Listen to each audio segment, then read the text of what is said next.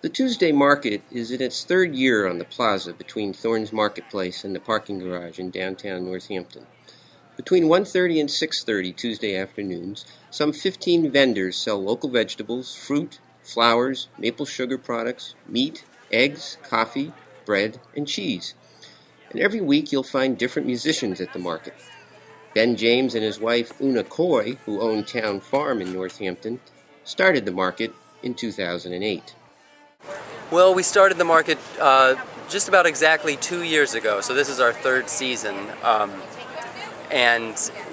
We started because we needed a place to sell our vegetables. That's certainly one of the reasons that we started it. We work really hard to get as big a variety as we can at this market. One of the things we do is we let people drop in just for once or twice or a few times for the season, so vendors who might not necessarily have enough product to come every single week can still come just to sort of widen the variety. So today we have a mushroom vendor, we have a specialty garlic vendor, we always have goat cheese, we have every different type of vegetable that could be thought of.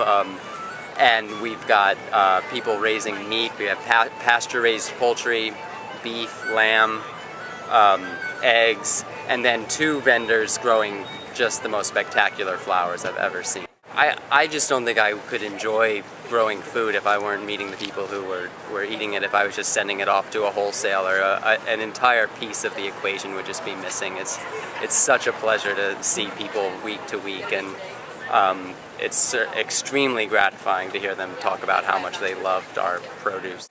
Danielle White is from Enterprise Farm in Whately, which was established in 1983 and is one of the longest operating certified organic farms in Massachusetts.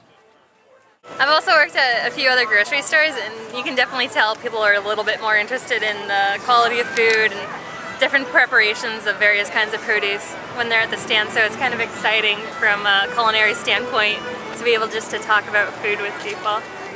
It's a really good way to network with other growers in the area, and it's a good way to make local food that's organic and sustainable and accessible to people of various incomes. I think it's really cool that they have the EBT station where you can swipe your EBT card and you trade it in for tokens that you can pretty much use as cash at any of the vendors.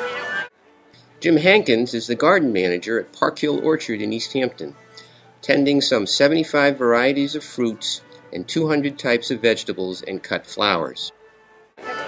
One of the greatest things about this farmer's market is that we get a really high volume of people. I've been saying today that we weren't busy, we were insanely busy.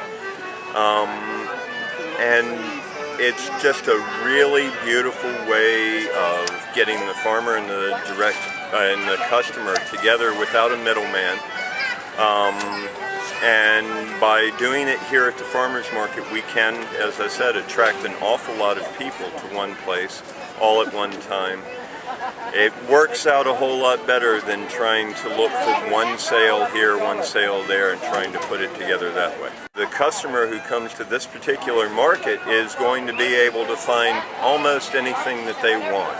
I really frequently have customers who are asking me for one product or another that I might not have that particular day, but I know who else does here at the market. Missy Barrett is a co-owner of Old Friends Farm in Amherst, which produces organic flowers, greens, ginger, and eggs. I think this market in particular has diversity, but that we also have our specialties too. Each farm here, I think I could easily point out what somebody has that makes them unique. In about 10 days we'll start harvesting ginger, and that certainly is a crop that makes us stick out, as well as certain farms having grass-fed meat and certain unique vegetables. Reporting for GazetteNet, this is Stanley Moulton.